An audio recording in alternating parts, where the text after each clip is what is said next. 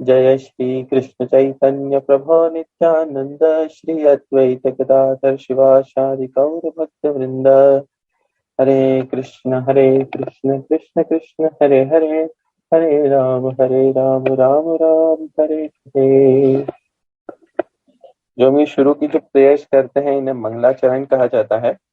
मंगलाचरण करने से हमें अब हमारे जो आचार्य गण हैं वो हमें आशीर्वाद देते हैं, ब्लेसिंग्स देते हैं कि हम भगवान और उनके भक्तों की थोड़ी बहुत जितनी हो सके व्याख्या कर पाए, क्योंकि हमारी मति जो होती है वो इस योग्य नहीं होती है कि हम पूर्ण व्याख्या कर पाएंगे।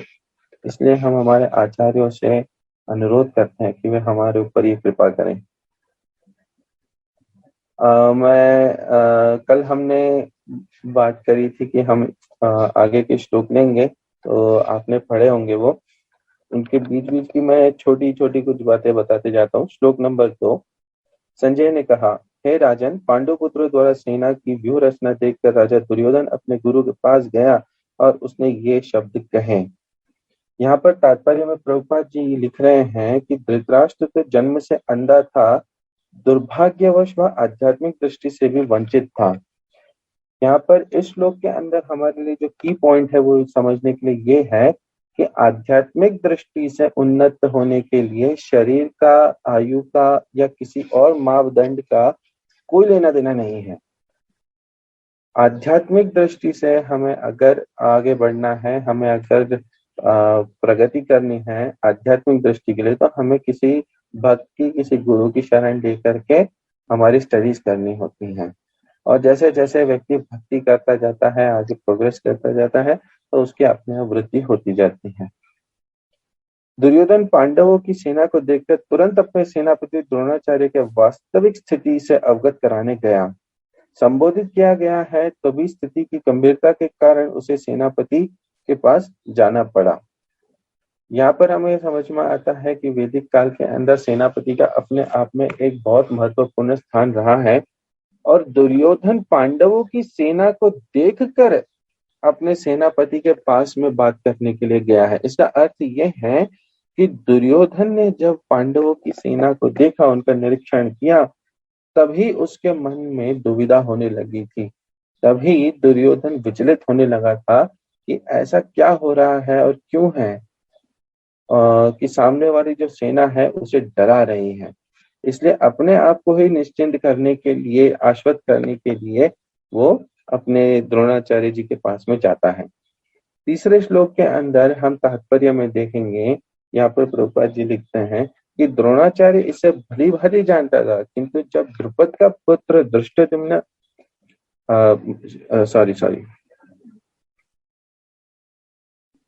इस झगड़े के फलस्वरूप द्रुपद ने एक महान यज्ञ संपन्न किया, जिससे उसे एक पुत्र प्राप्त होने का वरदान मिला जो द्रोणाचार्य का वध कर सके। द्रोणाचार्य इसे भली भांति जानता था, किंतु जब द्रुपद का पुत्र धृष्टद्युम्न युद्ध शिक्षा के लिए उसको सौंपा गया, तो द्रोणाचार्य को उसे अपने सारे सैनिक रहस्य प्रदान करने में कोई झिझक नहीं हुई। अर्थात उस काल के अंदर जो टीचर्स थे, जो शिक्षक थे, आचार्यगण थे, वह इस बात से विचलित नहीं होते थे कि सामने दुर्योधन का, सामने द्रोण का पुत्र है जिसका जो वरदान से मिला है, और उसको यह आशीर्वाद है, उसको वरदान है कि वही द्रोणाचार्य जी की हत्या करने वाला है, को वध करने वाला है।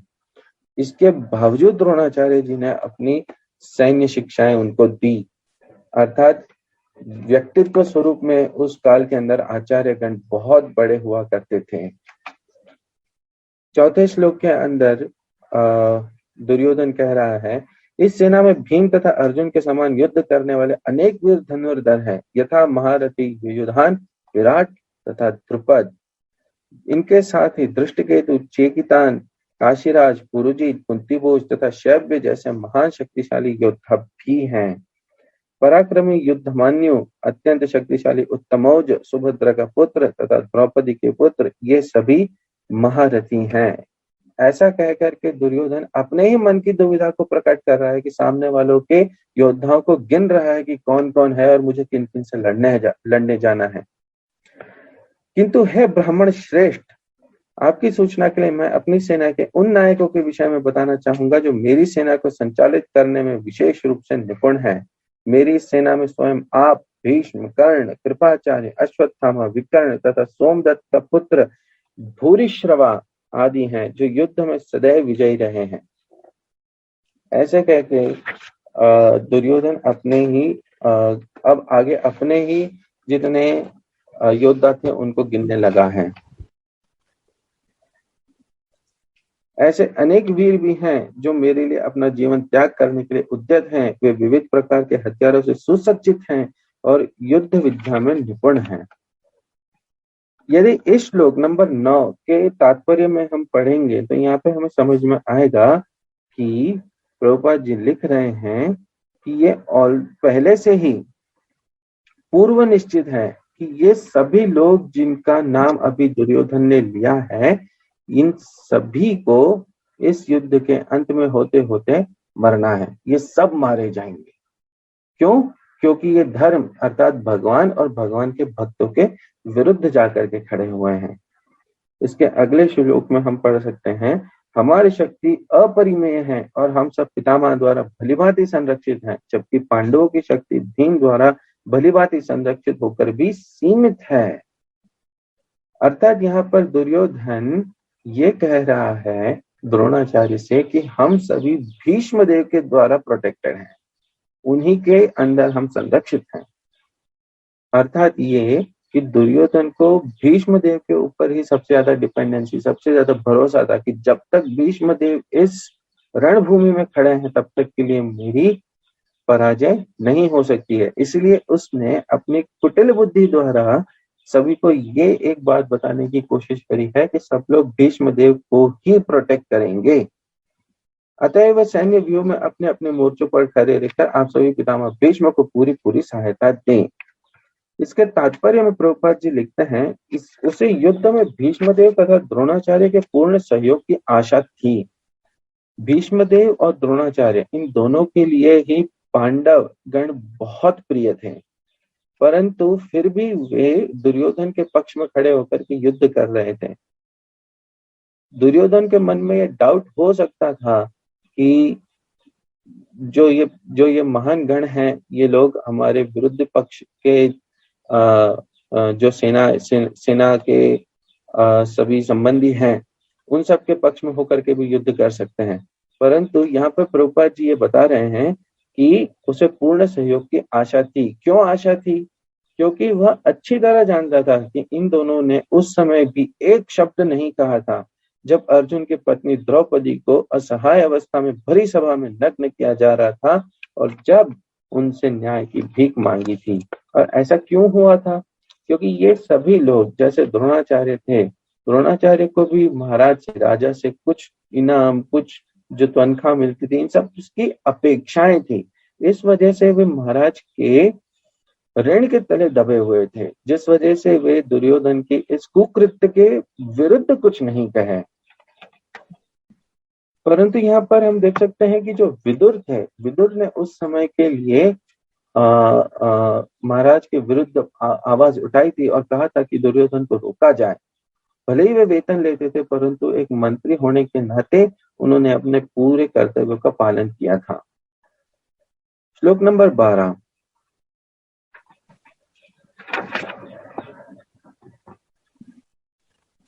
जब कुरुवंश के वयोवृद्ध परम प्रतापी एवं वृद्ध पितामह ने सिंह गर्जना की सी ध्वनि करने वाले अपने शंख को उच्च स्वर से बजाया, जिससे दुर्योधन को हर्ष हुआ।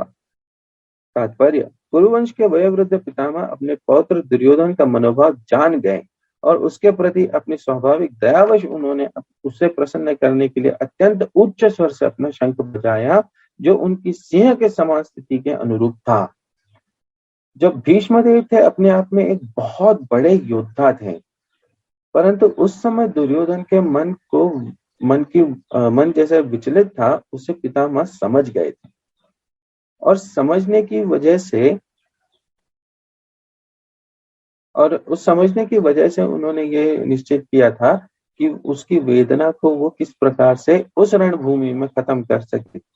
इसके लिए उन्होंने अपना शंख बजाया। उनका जो शंख था वो किसी सिंह गर्जना से कम नहीं था। बहुत जोर से उन्होंने सिंह गर्जना से शंख बजाया। अप्रत्यक्ष रूप में शंख के द्वारा प्रतीकात्मक ढंग से उन्होंने अपने हताश पौत्र दुर्योधन को बताया कि उन्हें युद्ध में विजय की आशा नहीं है, क्योंकि दूसरे पक्ष में साक्षात भगवान श्री कृष्ण हैं। दुर्योधन को मन में पहले से ही ये डाउट चल रहा था कि मेरी यहाँ पर विजय नहीं होगी, मैं हार जाऊंगा। और उसी बात को प्रदत्त करने के लिए पितामह ने शंखनाद भी कर दिया कि हाँ, जो तू विचार कर रहा है वो सही है। क्यों? क्योंकि हमारे सामने वाले पक्ष में भगवान श्री कृष्ण स्वयं खड़े हैं। फिर भी युद्ध का मार्गदर्शन करना उसका कर्तव्य था और इस संबंध में वे कोई कसर नहीं रखेंगे। श्लोक नंबर 13।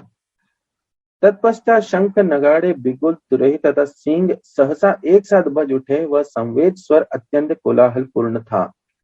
जब एक साथ में इतने सारे वाद्य यंत्र बजते हैं तो उस समय के लिए एक आनंद की ध्वनि ही अलग होती है। और इसीलिए पितामह ने जब शंख बजाया और साथ ही में उनके और जो सेनागण थे उन्होंने जब अपने अपने वाद्य यंत्र बजाए तब उससे दुर्योधन को बहुत हर्ष हुआ। दुर्योधन की जो मति थी या जो उनका विचारधारा थी वो ये थी कि वे धर्म के विरुद्ध थे, इसलिए उनका जितना भी कोलाहल हुआ था इन सभी वाद्य यंत्र को बजा करके उससे दुर्योधन को हर्ष अवश्य हुआ। परंतु हम आगे देखेंगे कि किस प्रकार से पांडवगण और भगवान जब अपना शंख बजाते हैं तब दुर्योधन की मनोस्थिति क्या होती है।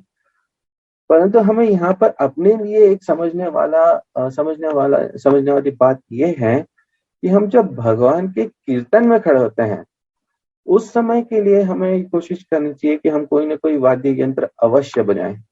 यदि हमें वाद्य यंत्र बजाना नहीं आता है तो हम कम से कम ताली बजाएं और अपने मुख से भगवान का कीर्तन गाएं।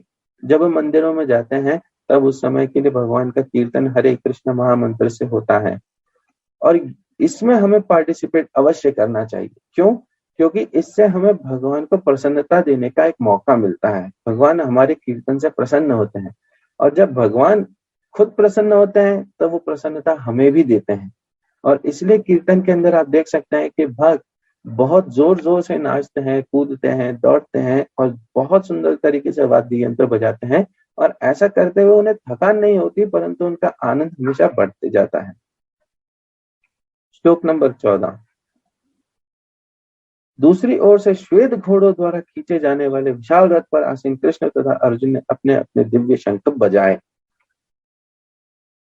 ये जो श्लोक है ये बहुत ही सुंदर सा श्लोक है।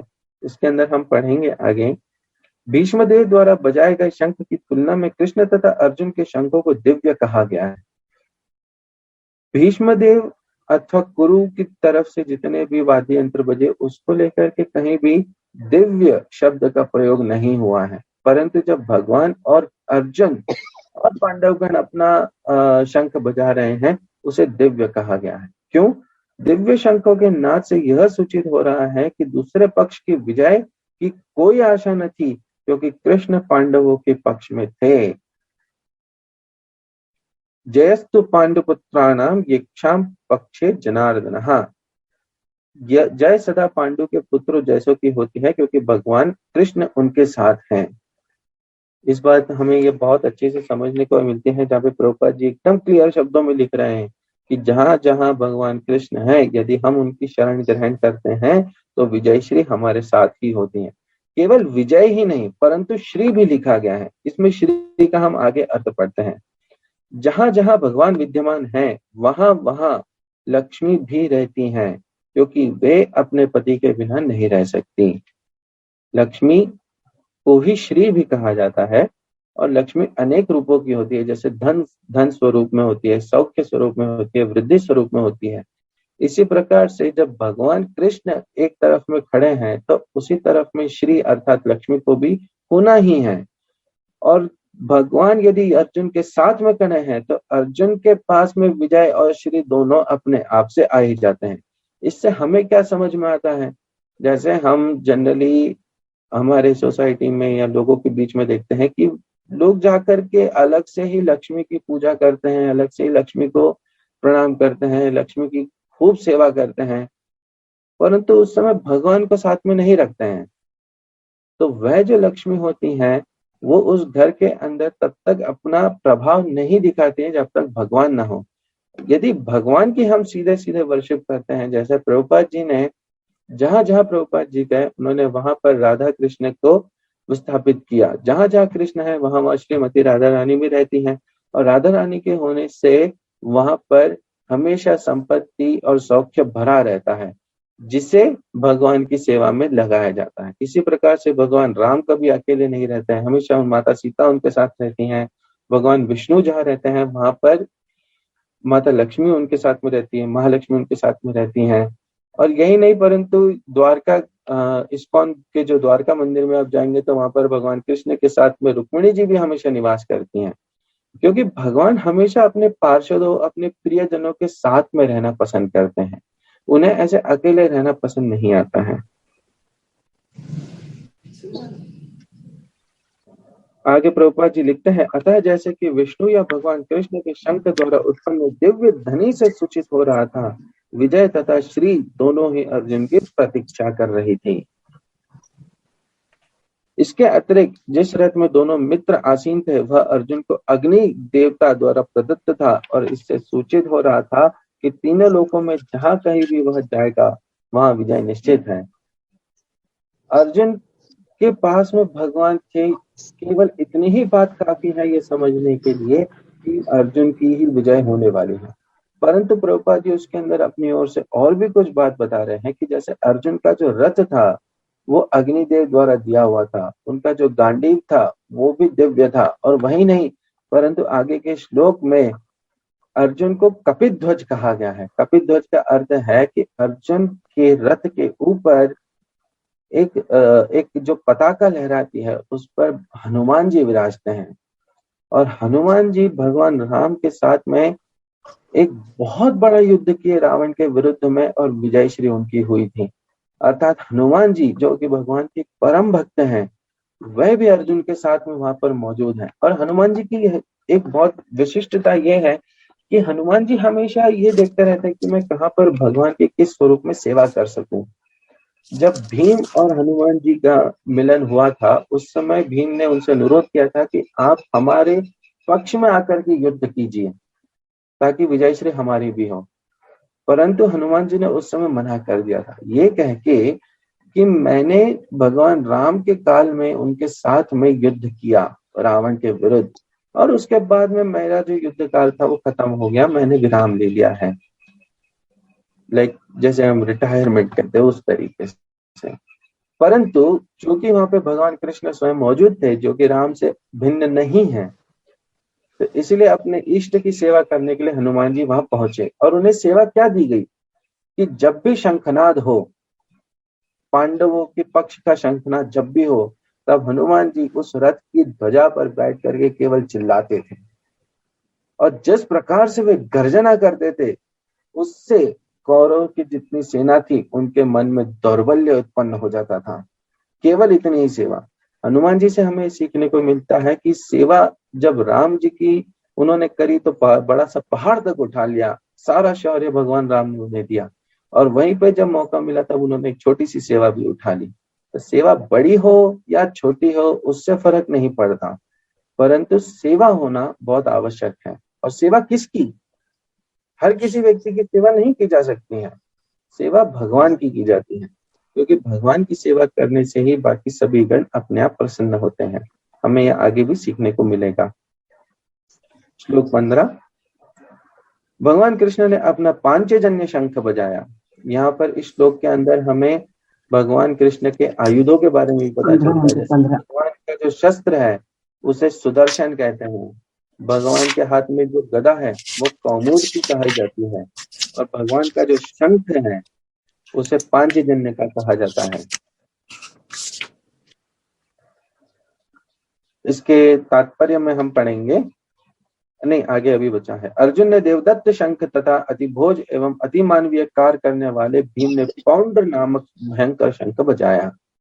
तात्पर्य में हम पढ़ते हैं, इस श्लोक में भगवान कृष्ण को ऋषिकेश कहा गया है। क्योंकि वे ही समस्त इंद्रियों के स्वामी हैं। भगवान के जो नाम है वो कोई साधारण नाम नहीं होते हैं। जैसे हम अपने घर पे नाम रख देते हैं चिंटू पिंटू टाइप के, वैसे नाम भगवान के नहीं होते हैं। भगवान के नाम हमेशा दिव्य होते हैं और किसी न किसी उनकी लीला या विशिष्टता के रूप से उन्हें दिए जाते हैं। जैसे भगवान का नाम ऋषिकेश है क्योंकि वह समस्त इंद्रियों के स्वामी हैं। सारे जीव उनके भिन्नांश हैं, अतः जीवों की इंद्रिया भी उनकी इंद्रियों के अंश हैं। चूंकि हम भगवान के ही अंश हैं, इसलिए हमारी इंद्रियां भी उन्हीं की सेवा में लगनी चाहिए। यहाँ पर प्रभुपाद जी हमें ये बात बताते हैं। क्योंकि निर्विशेषवादी जीवों की इंद्रियों का कारण बताने में असमर्थ हैं, इसलिए वे जीवों को इंद्रिय रहित या निर्विशेष कहने के लिए उत्सुक रहते हैं। भगवान समस्त जीवों के हृदयों में स्थित होकर उनकी इंद्रियों का निर्देशन करते हैं, किंतु वे इस तरह निर्देशन करते हैं कि जीव उनकी शरण ग्रहण कर ले, और विशुद्ध भक्त की इंद्रियों का तो वे प्रत्यक्ष निर्देशन करते हैं। यहाँ पर प्रभुपाद जी हमें समझा रहे हैं कि जिस प्रकार जब कोई व्यक्ति भगवान की शरण ग्रहण कर लेता है, तब भगवान के निर्देशन में रहते हुए भगवान उसकी इंद्रियों को भी स्वयं की ही सेवा में लगवा देते हैं। अर्थात भक्त अपनी इंद्रियों को भी विजय पा लेता है अपने आप। उसके लिए आपको अलग से कुछ करने की आवश्यकता नहीं होती है, आपको केवल भगवान की भक्ति करनी है। भगवान की भक्ति किस प्रकार की जाती है? भगवान की भक्ति करने के लिए हम भगवान के नाम, गुण, रूप और लीला, इनके ऊपर व्याख्या करते हैं और इनकी शरण लेते हैं। जैसे भगवान का नाम हम रोज माला करते हैं, हरे कृष्ण महामंत्र का जप करते हैं। रूप, जिसमें हम भगवान के विग्रह को या भगवान के एक फोटो को घर पे रखते हैं, उसका रोज दर्शन करना चाहिए। भगवान के नाम, गुण, रूप, लीला, और लीला अर्थात भगवान के अलग अलग पास टाइम्स जो उन्होंने इस धरा पर अवतरित होकर के किए, कभी नरसिंह स्वरूप में, कभी वराह स्वरूप में, कभी राम स्वरूप में और कभी साक्षात आकर के। आगे पढ़ते हैं। यहाँ कुरुक्षेत्र की युद्ध भूमि में भगवान कृष्ण अर्जुन के दिव्य इंद्रियों का निर्देशन करते हैं, इसलिए उन्हें ऋषिकेश कहा गया है। भगवान के विविध कार्यों के अनुसार उनके भिन्न भिन्न नाम हैं। उदाहरणार्थ, इनका एक नाम मधुसूदन है क्योंकि उन्होंने मधु नाम के असुर को मारा था। मधु को मारा गया इसलिए उनका नाम मधुसूदन रखा।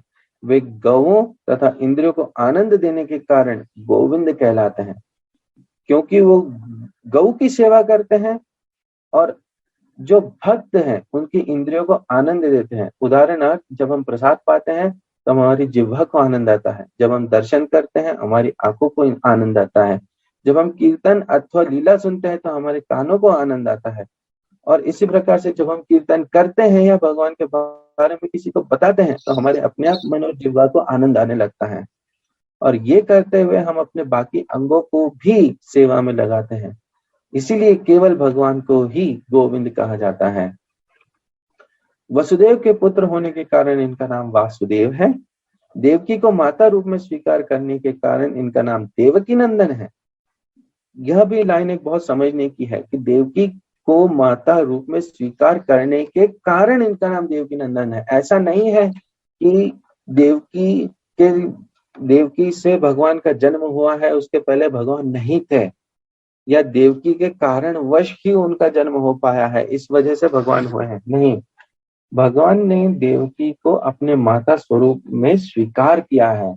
इसके अंदर हम कृष्ण बुक यदि पढ़ते हैं तो इसमें हमें समझ में आता है कि जब भगवान प्रकट हुए थे तो उन्होंने तुरंत चतुर्भुज स्वरूप दिखा करके, नारायण स्वरूप दिखा करके वसुदेव और देवकी को बताया था कि किस प्रकार से पिछले जन्म में उन्होंने तपस्या करी थी, भगवान से अनुरोध किया था कि भगवान उनके एक बच्चे के स्वरूप में प्रकट हो और उन्हें आनंद प्रदान करे। तब भगवान ने उन्हें कहा था चलिए ठीक है, हम द्वापर युग के अंदर आपके पुत्र स्वरूप में आएंगे, और तब उन्होंने माता देवकी को अपनी माँ के स्वरूप में स्वीकार किया। ऐसा नहीं होता है कि भगवान का जन्म होता है, हम कभी नहीं कहते भगवान जन्मे हैं, नहीं, भगवान हमेशा प्रकट होते हैं, क्योंकि भगवान का जन्म नहीं होता है कभी भी। जन्म से मृत्यु हमेशा लगी हुई रहती है। जन्म हमारा होता है, हम जन्म लेते हैं, हमारी मृत्यु होती है, पर भगवान और भगवान के जो खास पार्षद गण होते हैं वह हमेशा इस धरा पर प्रकट होते हैं और अपनी ही इच्छा से वो अप्रकट भी हो जाते हैं।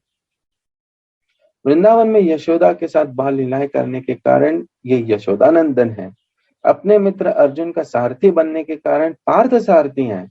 इसी प्रकार उनका एक नाम ऋषिकेश है, क्योंकि उन्होंने कुरुक्षेत्र के युद्ध स्थल में अर्जुन का निर्देशन किया।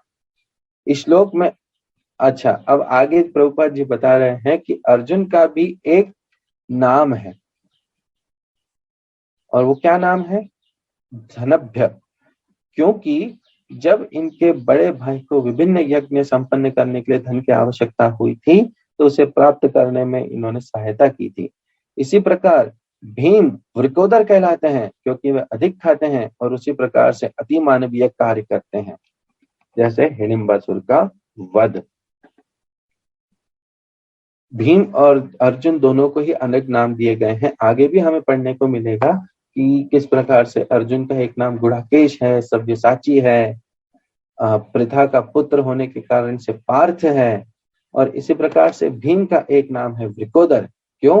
क्योंकि भीम दो कार्य बहुत निपुणता से करते थे। एक अति मानवीय कार्य, जैसे बहुत ज्यादा बल का कार्य लगता है, बड़े बड़े पहाड़ों और चट्टानों को उठा करके फेंक देना, बड़े बड़े जंगलों के अंदर जितने घने पेड़ होते हैं उनके साथ में कुश्ती करना, और इसी के साथ में वे भयंकर ढेर सारा खाते भी थे, इसलिए उनका एक नाम है वृकोदर। इसके आगे के श्लोक के अंदर हम पढ़ते हैं, जो 16 से 18 श्लोक है। हे राजन, कुंती पुत्र तथा युधिष्ठिर ने अपना अनंत विजय नामक शंख बजाया तथा नकुल और सहदेव ने सुघोष एवं मणिपुष्पक शंख बजाए। महान धनुर्धर काशीराज, परम योद्धा शिखंडी, धृष्टद्युम्न, विराट, अजेय, सात्यकी, द्रुपद, द्रौपदी के पुत्र तथा सुभद्रा के महाबाहु पुत्र आदि सबों ने अपने अपने शंख बजाए। यहाँ पर हमें पढ़ने को मिलता है कि पांडवों के पक्ष के अंदर जितने शंख है और योद्धाएं हैं उनकी गिनती ज्यादा है कौरवों के पक्ष के कंपैरिजन में। कौरवों के पास में सैन्य बल ज्यादा था, परंतु योद्धागण, वीरगण और जो लड़ने के लिए तत्पर थे, जो महान दिव्य पुरुष थे, वे पांडवों के पक्ष में ज्यादा हैं। आगे का श्लोक देखते हैं। इन विभिन्न शंखों की ध्वनि कोलाहल पूर्ण बन गई, जो आकाश तथा पृथ्वी को शब्दायमान करती हुई धृतराष्ट्र के पुत्रों के हृदय को विदीर्ण करने लगी। थोड़ी देर पहले दुर्योधन बहुत अपनी तरफ से घमंड स्वरूप में बता रहा था कि मेरे पक्ष में ये योद्धाएं हैं, ऐसे ऐसे महान लोग हैं, और जब उनका शंखनाद हुआ तो उसको बड़ा आनंद भी आने लगा। परंतु जब पांडवों के पक्ष से जब शंखनाद हुआ, उस समय दुर्योधन आदि समस्त कौरवों के हृदय को विदीर्ण करने लगा। तात्पर्य में हम पढ़ते हैं, परमेश्वर की शरण ग्रहण करने वाले को किसी प्रकार का भय नहीं रहता, चाहे वह कितनी भी विपत्ति में क्यों ना हो। यहाँ पर हमें समझने में आता है कि अर्जुन को मन में दुर्बल्य नहीं हुआ। अर्जुन ने शंखनाद कर दिया है, अर्थात वह युद्ध करने के लिए तैयार है, सुसज्जित है। उसके मन में कोई दुविधा नहीं है कि उसे युद्ध करना है या नहीं करना है, और वो बिल्कुल चूंकि उसने भगवान की पूर्णतः शरण ग्रहण कर रखी है, उसे किसी प्रकार का भय भी नहीं है। श्लोक नंबर 20। उस समय हनुमान से अंकित ध्वजा लगे रथ पर आसीन पांडुपुत्र अर्जुन अपना धनुष उठाकर तीर चलाने के लिए उद्यत हुआ। जैसे कि श्लोक में आप पढ़ सकते हैं, उसके अंदर नाम आता है कपिध्वज, और शब्दार्थ के अंदर भी नाम आता है कपिध्वज, जहाँ पर प्रभुपाद जी इसका अर्थ बता रहे हैं, जिसकी पताका पर हनुमान अंकित है, इसलिए अर्जुन का एक नाम कपिध्वज है। एक नाम श्वेत वाहन है, क्योंकि वो श्वेत रंग के अश्वों के द्वारा चलित हैं। हे राजन, धृतराष्ट्र के पुत्र को व्यूह में खड़ा देखकर अर्जुन ने श्री कृष्ण से ये वचन कहे। तात्पर्य के अंदर जैसा हमने पहले ही डिस्कस किया, वहां पर प्रभुपाद जी लिख रहे हैं, भगवान कृष्ण साक्षात राम है, और जहां भी राम रहते हैं वहां उनका नित्य सेवक हनुमान होता है, तथा उनके नित्य संगिनी वैभव की देवी सीता भी उपस्थित रहती हैं। आगे अर्जुन कह रहे हैं, अर्जुन ने कहा, हे अच्युत। अच्युत भगवान श्री कृष्ण का एक नाम है। अच्युत का अर्थ वो है जिसका कभी पतन नहीं होता। कृपा करके मेरा रथ दोनों सेनाओं के बीच ले चलें, जिससे मैं यहाँ उपस्थित युद्ध की अभिलाषा रखने वालों को और शस्त्रों की इस महान परीक्षा में जिनसे मुझे संघर्ष करना है उन्हें देख सकूं। तात्पर्य, यद्यपि श्री कृष्ण साक्षात श्री भगवान है, किंतु वे अहेतु की कृपावश अपने मित्र की सेवा में लगे हुए थे। वे अपने भक्तों पर स्नेह दिखाने में कभी नहीं चूकते, इसलिए अर्जुन ने उन्हें अच्युत कहा है। आजकल हम जैसे देख सकते हैं, समाज के अंदर कई सारे साधु बाबा गण घूमते रहते हैं, जो कि आज तो बड़े ही इंद्रिय पर संयम रखने वाले, कंट्रोल रखने वाले दिखते हैं, और पर्दे के पीछे पता नहीं क्या क्या करते रहते हैं, और बाद में फिर एकदम से सारे केस निकल करके आते हैं और फिर इन्हें पुलिस में भर्ती करना पड़ता है, जेल चले जाते हैं। परंतु भगवान और भगवान का जो भक्त होता है, उसकी जो पोजीशन है उसे अच्युत कहा गया है। अच्युत का अर्थ यह है कि जब भगवान अपनी जिस स्वरूप में और जिन कैरेक्टरिस्टिक्स में रहते हैं, जैसे भगवान कभी झूठ नहीं बोलते हैं, भगवान हमेशा आनंद में रहते हैं, इन सब चीजों में कभी कमी नहीं आती। भगवान यदि आनंदमयी है तो वो नित्य आनंदमयी है, वो उस पोजीशन से कभी नहीं हटते हैं। यदि भगवान हमेशा सुप्रीम कंट्रोलर है तो हमेशा से ही है, उसकी उस पोजीशन में कभी चेंज नहीं होता है, इसलिए उनका एक नाम आता है अच्युत। और भगवान अपनी करुणा से, अपने आनंद के लिए अपने भक्त की सेवा करने में जुटे हुए रहते हैं। यद्यपि उन्होंने अपने भक्त का सारथी पद स्वीकार किया था, किंतु इससे उनकी परम स्थिति अक्षुण्ण बनी रही। प्रत्येक परिस्थिति में वे इंद्रियों के स्वामी श्री भगवान ऋषिकेश हैं। उन्होंने अर्जुन का सारथी बनना केवल अपनी करुणा व स्वीकार किया और अपने भक्त की रक्षा करने के लिए स्वीकार किया।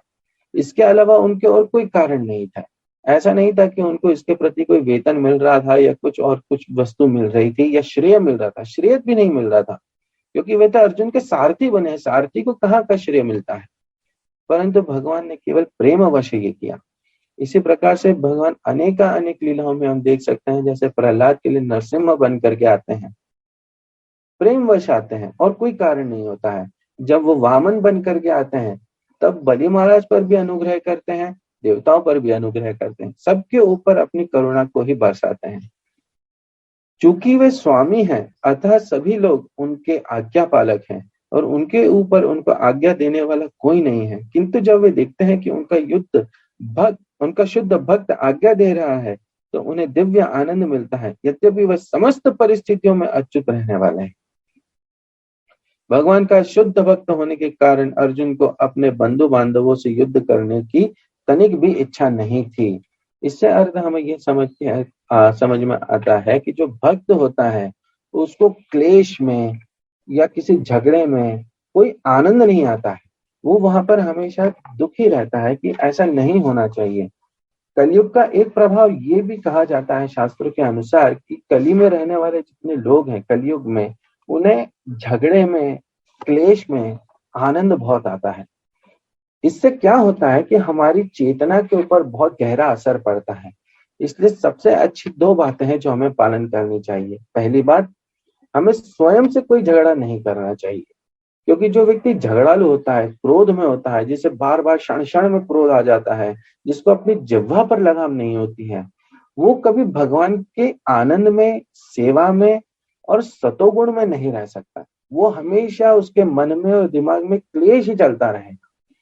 और दूसरी बात हमें ये पालन करनी चाहिए कि जहां कहीं क्लेश हो रहा हो, जहां कहीं लड़ाई हो रही हो, सबसे बेहतर यही कार्य है कि आप वहां से दूर चले जाएं, उस पर ध्यान न दें।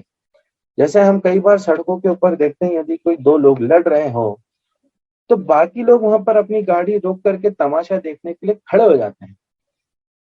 उनको ना उससे कुछ फायदा मिल रहा है, उनका ना उसका कुछ लेना देना है, क्योंकि वो उन दो लोगों को तो जानते भी नहीं जो लड़ रहे हैं, परंतु घेरा बना करके ऐसा देखते हैं जैसे कि बहुत सुंदर चलचित्र चल रहा हो।